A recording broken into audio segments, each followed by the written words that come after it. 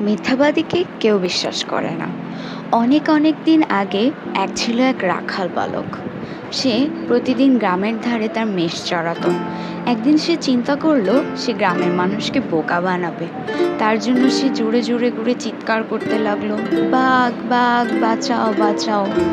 আর এটি শুনে গ্রামের মানুষরা দৌড়ে এলো তাকে বাঁচাতে। কিন্তু গ্রামের মানুষরা যখন আসলো তখন দেখলো কোথাও কোনো বাঘ নেই এবং ছেলেটি তাদের দেখে আসছে। তাতে গ্রামের মানুষরা অনেক বেশি রেগে গেল এবং চলে গেল। একদিন রাতের বেলা রাখাল বালকটি যখন তার মেষ চড়াচ্ছিল তখন সে দেখতে পেল একটা বাঘ এবং চিৎকার করতে লাগলো, বাঁচাও বাঁচাও।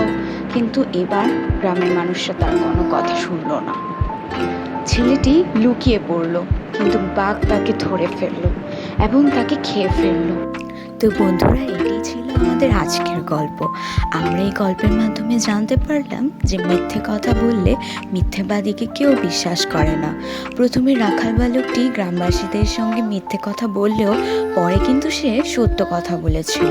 কিন্তু গ্রামবাসী তার মিথ্যে কথার জন্য তাকে আর সাহায্য করতে আসেনি, ফলে তাকে বাঘটি খেয়ে ফেললো। আমাদের উচিত সবসময় সত্য কথা বলা। Thanks for watching.